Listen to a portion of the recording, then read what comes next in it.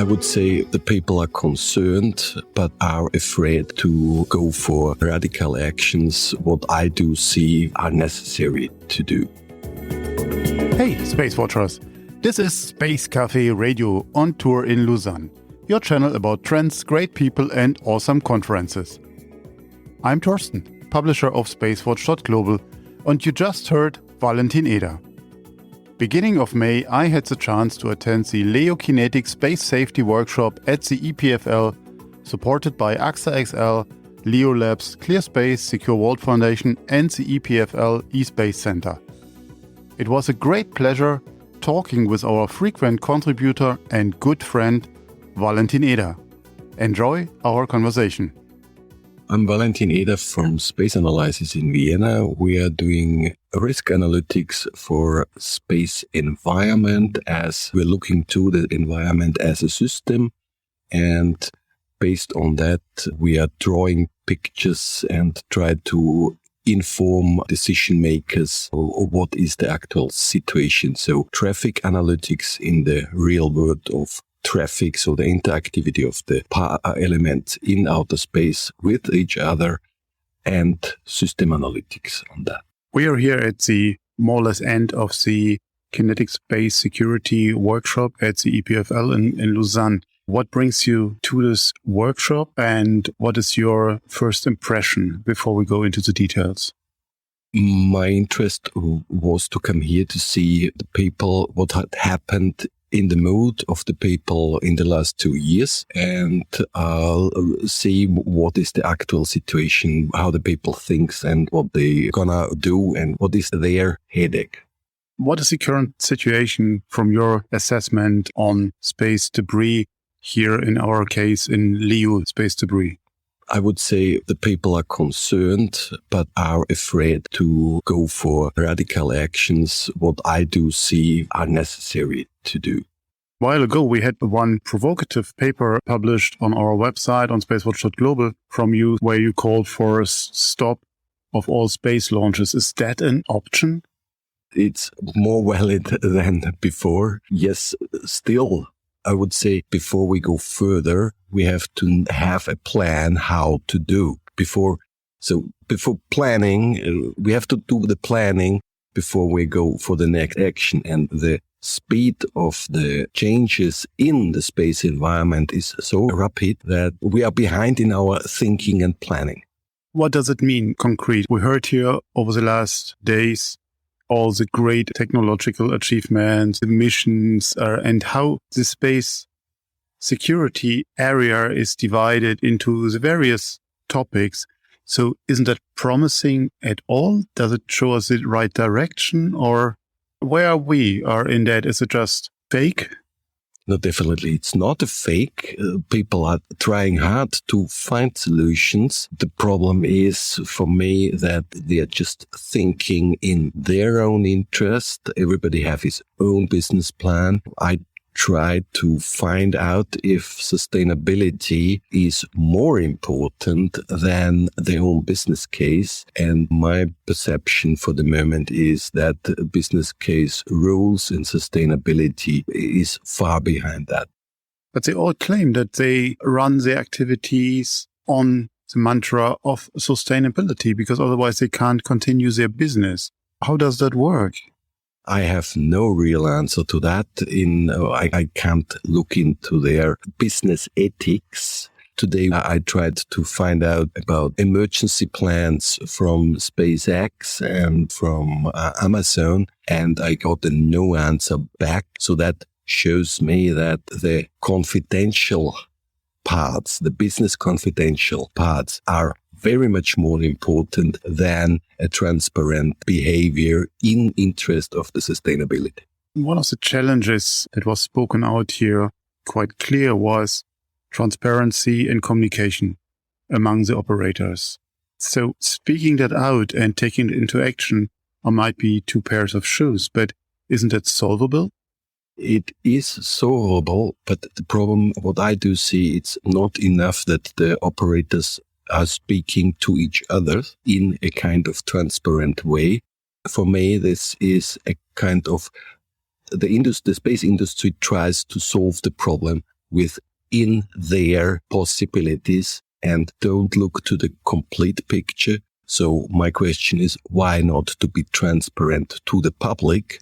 What is the actual situation? For instance, they are calling for communication between the operators itself, but they are not ready to publish their emergency plans.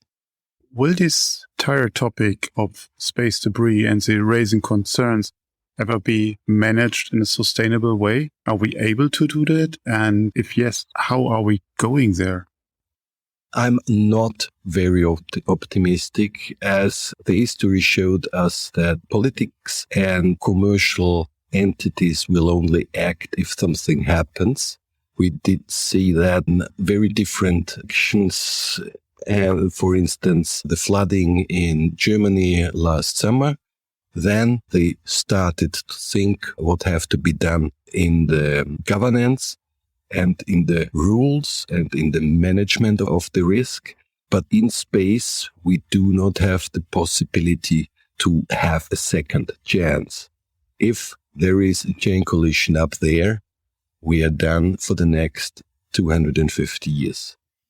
So what can we do? The aim of this workshop was to come up with actions, with activity planning to prevent us from this phase. It seems for you not convincing or not enough.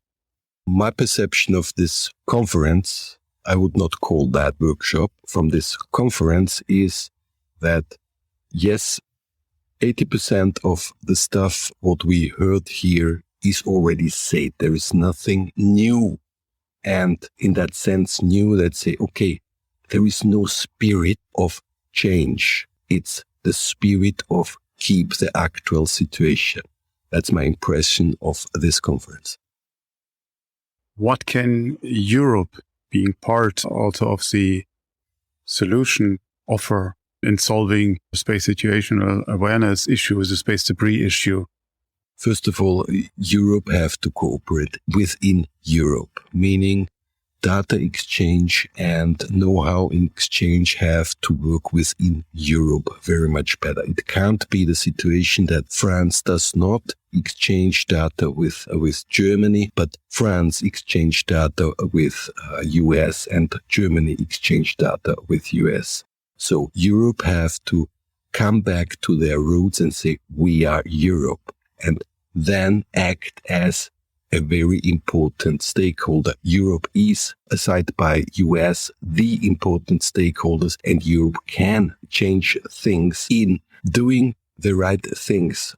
We presented that already in 2019 at the UNOSA World Space Forum, what we think is the way.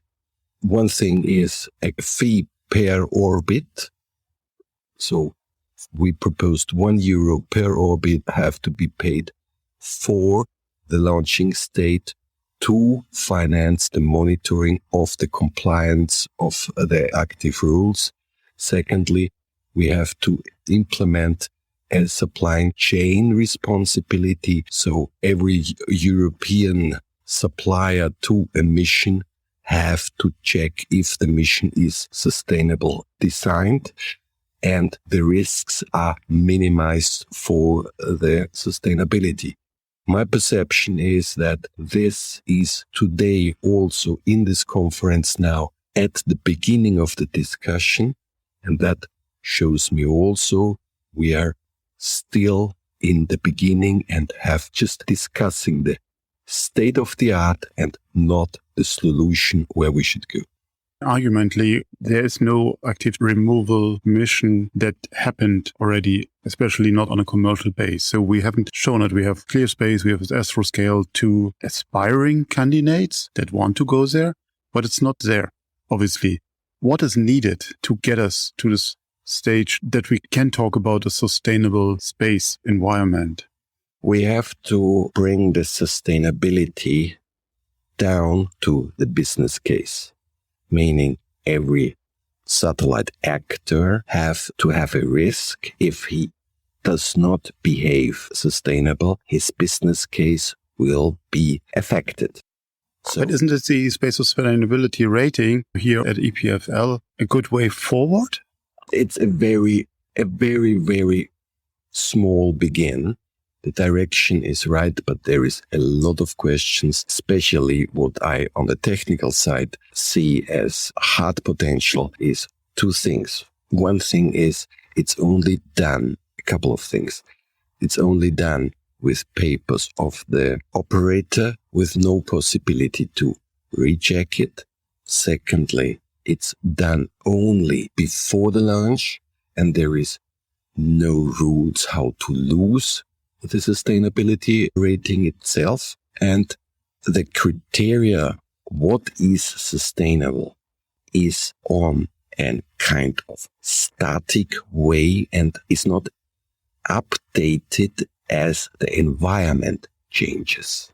So if the mission environment changes, the sustainability rate has to be updated.